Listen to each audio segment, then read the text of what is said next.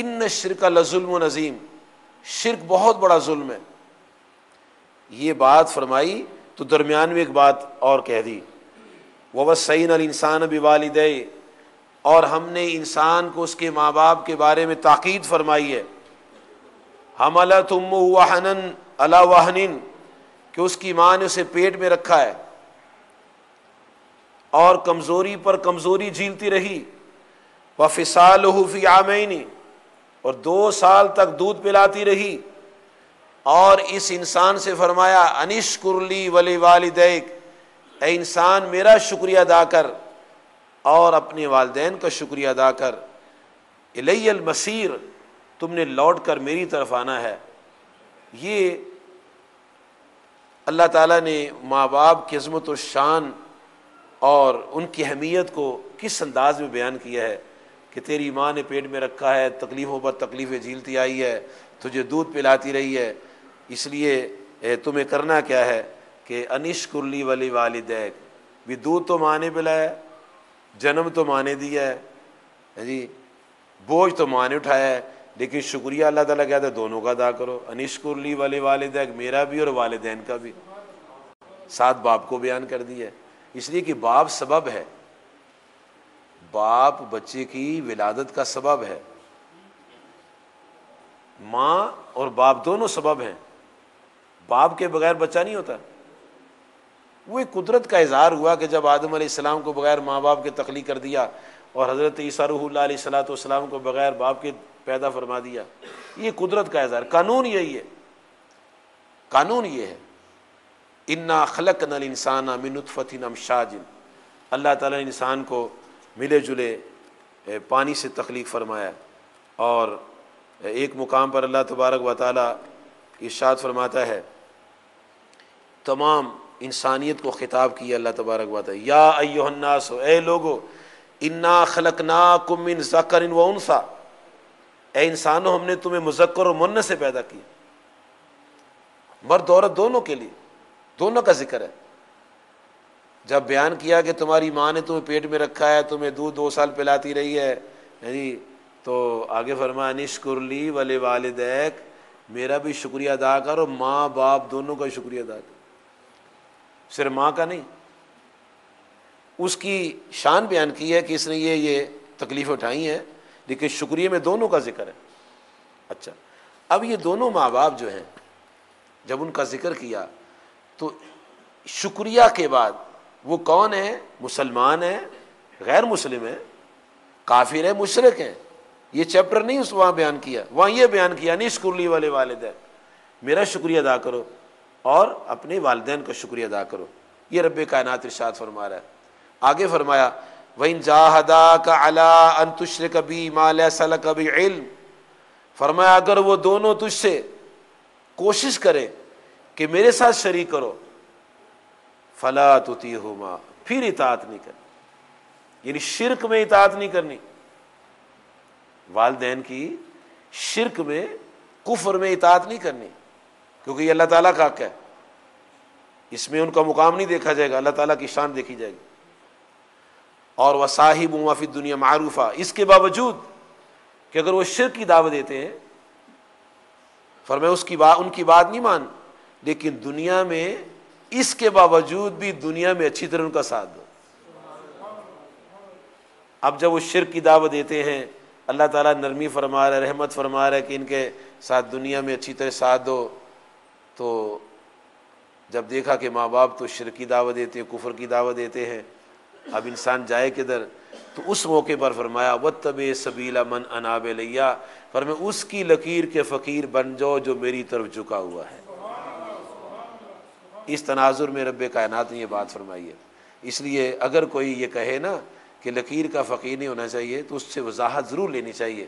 کہ جناب کس کی لکیر کا فقیر نہیں ہونا چاہیے؟ اچھوں کی یا بروں کی؟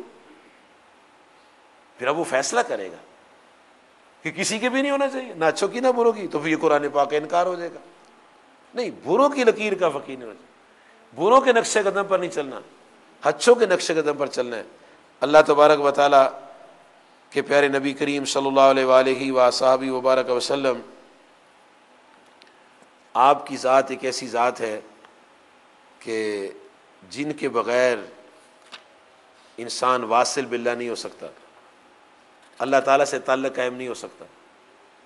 ان کا ذکر اللہ تبارک و تعالیٰ نے سورت آل عمران کی آیت نمبر 31 میں فرمایا، قُلْ إِن كُنتُمْ تُحِبُّونَ اللَّهَ، اے پیارے محبوب علیہ الصلوۃ والسلام آپ فرما دیجئے کہ اگر تم اللہ تعالیٰ کو دوست رکھتے ہو، یا آپ ان کو فرمائیں کہ لوگوں اگر تم اللہ کا دوست رکھتے ہو فَاتَّبِعُونِی، آؤ پھر میری لکیر کے فقیر ہو جاؤ، آؤ میری لکیر کے فقیر ہو جاؤ۔ یہ فکرہ کیا ہوا کسی کی لکیر کا فقیر نہیں ہونا چاہیے؟ یہ کیا فکر ہے؟ یہ تو گمراہ کر دینے والا فکر ہے۔ فَاتَّبِعُونِی، اے محبوب علیہ الصلوۃ والسلام آپ فرما دیجئے کہ لوگوں میری پیروی کرو، میری اتباع کرو، میرے نقش قدم پر چلو، میری راہ پر چلو، میری لکیر پر چلو، اور جب تم میری راہ پر چلو گے، میری لکیر پر چلو گے، میری پیروی کرو گے، میری اتباع کرو گے، میرے فرما بردار ہو جاؤ گے، تو اللہ تعالیٰ فرماتا ہے کہ یحببکم اللہ ویغفر لکم ذنوبکم۔ اللہ تعالیٰ فرماتا ہے محبوب علیہ الصلوۃ والسلام آپ ان کو فرما دیجئے کہ لوگوں جب تم میری اتباع کرو گے، میری پیروی کرو گے، میرے نقش قدم پر چلو گے، میری لکیر پر چلو گے، میری لائن پر چلو گے، تو اللہ تبارک و تعالیٰ تمہیں اپنا محبوب بنا لے گا اور تمہارے گناہوں کو معاف فرما دے گا۔ کیسا صاف مضمون ہے، کیسی خوبصورت گفتگو ہے جی، کتنا سیدھا راستہ بیان کیا گیا ہے جی، اس کے علاوہ سیدھا راستہ ہی کوئی نہیں۔ اب جو نبی صلی اللہ علیہ وسلم کا تابع فرمان ہے اس کے پیچھے لگ جاؤ، پھر جو اس کا نہ فرما بردار ہے اس کے پیچھے لگ جاؤ، جو اس کا فرما اس کے پیچھے لگ جاؤ، کرتے کرتے کرتے آپ کو آج بھی لوگ ملیں گے جو ان سب کے فرما بردار ان کے پیچھے لگ جاؤ، لیکن شرط یہ ہے کہ جو اللہ تعالیٰ جل مجدہ الکریم کے احکام کی تعمیل کرتا ہو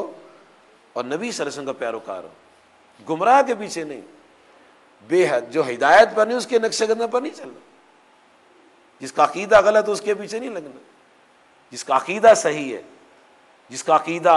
انبیاء والا عقیدہ ہے، جس کا عقیدہ صدیقین والا عقیدہ ہے، جس کا عقیدہ صالحین والا عقیدہ ہے، جس کا عقیدہ شہداء والا عقیدہ ہے، ان کی لائن پر چلیں۔ یہ اللہ تبارک و تعالیٰ کی ذات پاک نے بڑی وضاحت کے ساتھ یہ بات ارشاد فرمائی، اور انبیاء علیہ السلام انہوں نے اللہ تعالیٰ کے حضور جب دعائیں کی ہیں تو انہوں نے باوجود اس کے کہ انبیاء علیہ السلام صالحین تھے بذات ہی، لیکن انہوں نے صالحین کی محبت کو